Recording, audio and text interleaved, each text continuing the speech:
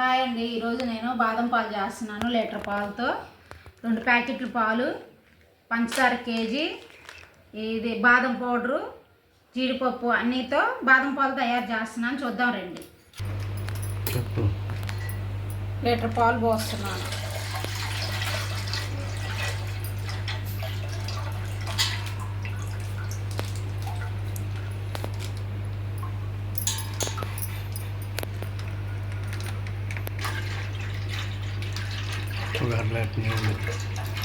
ఒక అర లీటర్ నీళ్ళు పోస్తాను.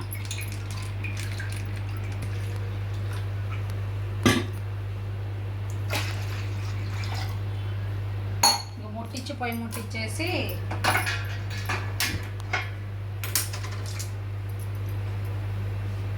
బాగా కొలత వేసుకుంటున్నా. 2 గ్లాసులు పంచదార,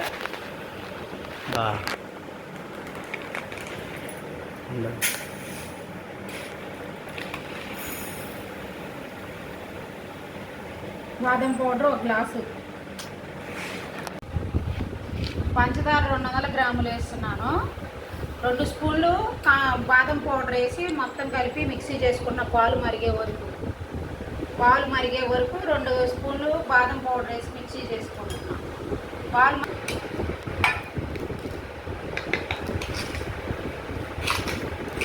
మొత్తం బాగా కలుపుకోవాలి. బాగా కలిపేసి పాలు మరుగుతూ ఉన్నాయి. ఆ తర్వాత ఇదంతా బాగా కలుపుకొని పాలు మరిగినాక దాంట్లో పోసేసి బాగా చిన్న సిమ్లో మరగబెట్టాలి. మరుగుతున్నాయి చూడండి బాగా మరగాలి. పాలు బాగా మరిగిన తర్వాత బాదం పౌడరు, పంచదార కలిపి పెట్టుకున్నది దీంట్లో వేయాలి. వేసి బాగా కలుపుకోవాలి. కింద అడుగంటకుండా కలుపుకుంటూ ఉండాలి. బాగా మరగాలి బాదం పాలు. ఒక అరగంట సేపు మరిగిన తర్వాత వారం రోజులు బాగా మరగాలండి బాదం పాలు. మరిగితే ఇప్పుడు పాలు బాగా మరిగితే వారం రోజులు నిల్వ ఉంటాయి. ఇవి అడుగంటకుండా కలబెట్టుకుంటూ ఉండాలి. అరగంట సేపు బాగా మరగాలి.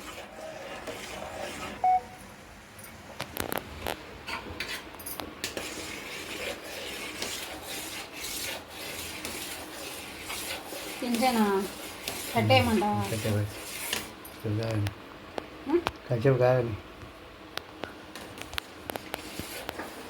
అడిగండి ఇద్దన్నావు అంటదు. ఏం చేస్తావు? బాదం పాలు రెడీ. బాగా మరిగిపోయినాయి పాలు. ఇంకా కట్టేస్తున్నాం బాదం పాలు. బాగా చల్లారిన తర్వాత పక్కన పెట్టేసేసుకొని ఫ్రిడ్జ్లో పెట్టుకోవాలి. చల్లారిన తర్వాత అప్పుడు జీడిపప్పు వేసుకొని తాగటమే గ్లాసులో. చాలా బాగుంటాయి, చాలా టేస్టీగా ఉంటాయి. బాదం పాలు రెడీ. చేయటం చాలా సింపుల్.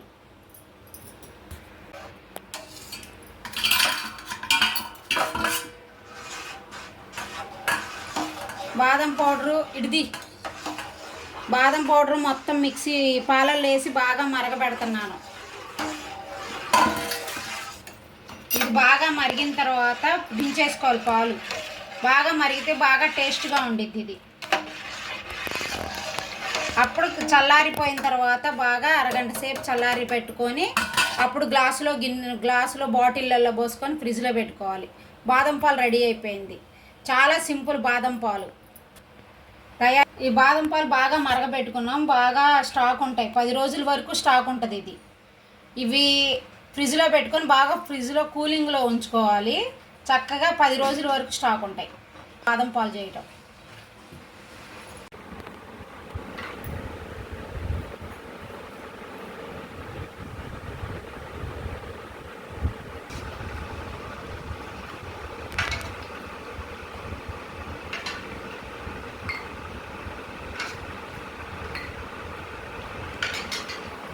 బాదం పాలు చల్లారిపోయినాయి. ఇప్పుడు జీడిపప్పు వేసుకొని తాగుతున్నాం. చాలా చూడండి టేస్ట్.